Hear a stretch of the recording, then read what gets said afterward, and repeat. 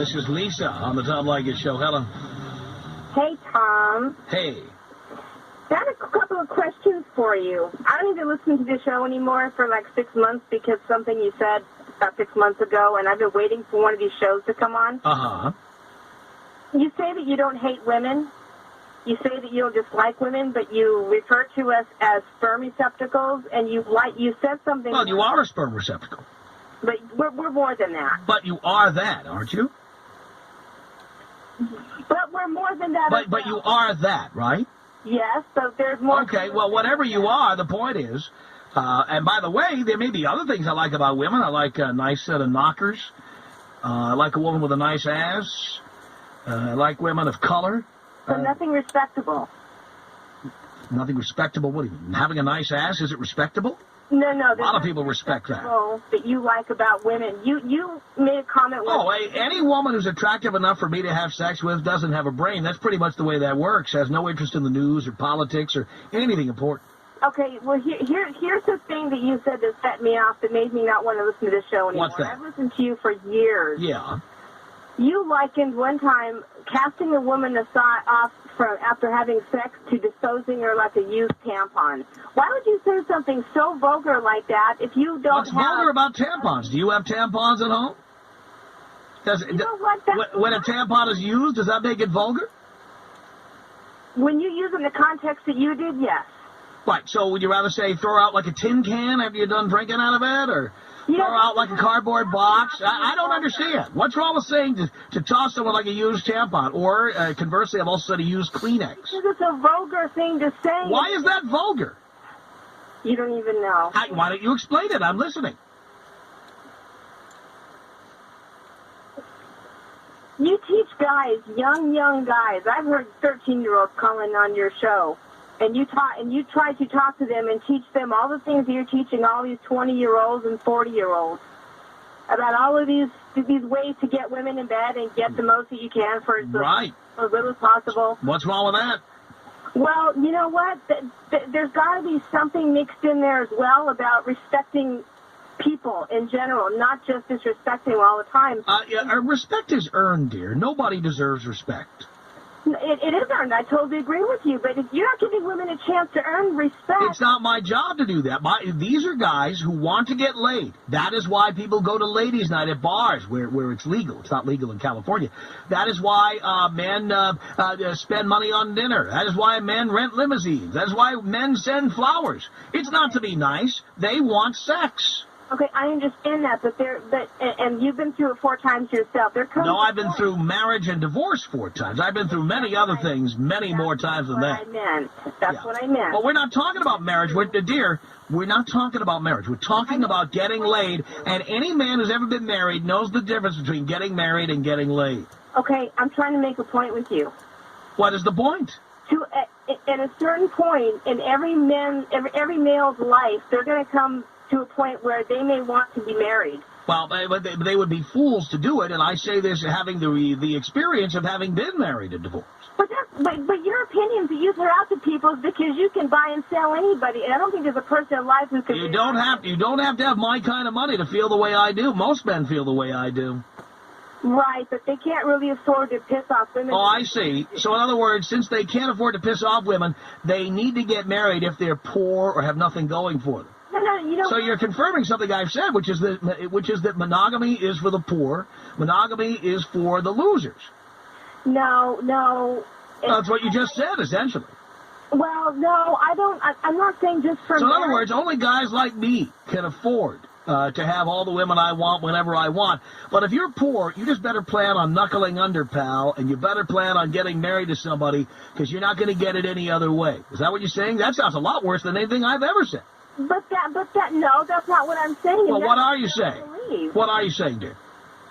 There are good people out there, good women who are not fitting this little frame that you have around your perfect woman. There are plenty of women out here that are not like that are good people. Yeah, well, but guess what, though? Good hearts aren't any good if they're wrapped around lards and lards and lards and just lots of lard, you know what I'm saying? Well, I know what you're saying, but... I mean, it's just, the fat women are for poor guys. Well, see, I Bottom don't think line. that's very nice. That's not nice at all. But it's true. But that's your opinion, and you. Well, I can prove it. I can prove it. As I always say on this program, look at the pre-show of the Oscars, the Grammys, or any other award show. Look at all those rich, successful guys. How many of them come down the aisle with a fatty? And you know what? How many of those women on their arms go home with bulimia and anorexia? And That's not our problem. As long as you take your finger out of your throat before you put me in there. I really don't care. Oh, my God. I can't believe you're saying that. It's not my problem. But you're teaching men to go out and look for and get the things that you can afford that most men can't. Dear, I tell guys how they can get it without money and without power and without fame. That's what I teach them.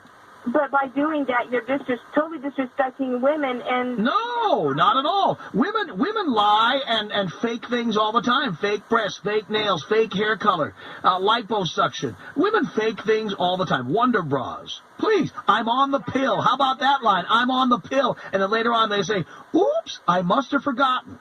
Well, you know what? Now you owe me 18 years of money. I'm one of the 1% who got pregnant while on the pill. It happens. What does that have to do with what I just said? Not everything you're saying is... I did not say it was impossible to get pregnant while on the pill. I'm talking about women who intentionally don't take the pill to reel guys in. Well, there are plenty of those. I agree with you. Right. And I'm telling guys how to avoid that. But the way you say it, the way you put things across to people, it sounds like you're talking about the absolute majority of people. And it's not the majority. There, I never talked about whether it was the majority or not. All I'm saying is, first of all, the fat and fugly, they can't afford to be nasty gold diggers. They can't afford to be bitches. They have to be nice and sweet and jolly and make you sandwiches at home and bring you a beer and do anything you want in bed and become a master of every one of those things, because if they don't have that to offer, who's going to marry them?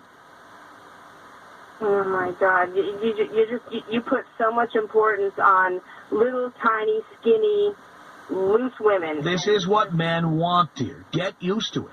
Oh, well, I know, but it's just... See, and here's the point. You just said, I know. You just proved my point. You said, I know. So what you're upset at me for is telling the truth in a direct way. Because you know men want tiny, skinny women with nice asses and a nice set of cans. That's what we want. I'm not telling anybody that. I'm not upset with you because I know...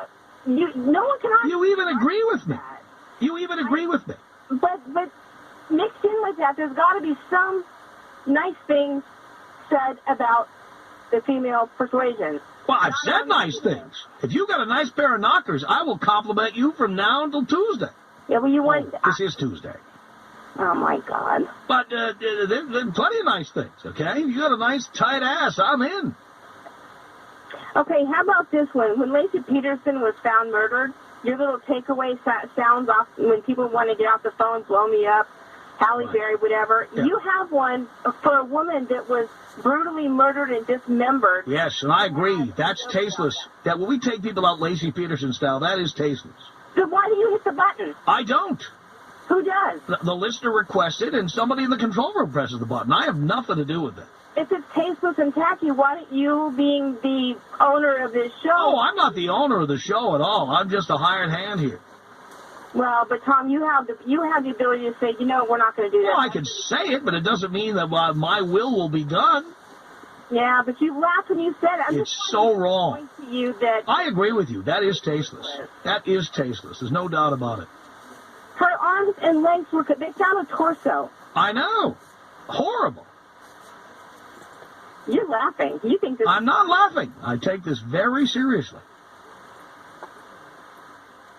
Like I said, I've listened to you for years, and I don't disagree with very much of what you say, but you know, it really gets to be too much when all we hear from you is negative about women, and it's just, you know, there's. I just think you could be a little bit nicer. Well, I could be nicer, but that would not make for great radio now, would it? It just wouldn't. Anyway, Lisa, taking you out Lacey Peterson style would be totally wrong.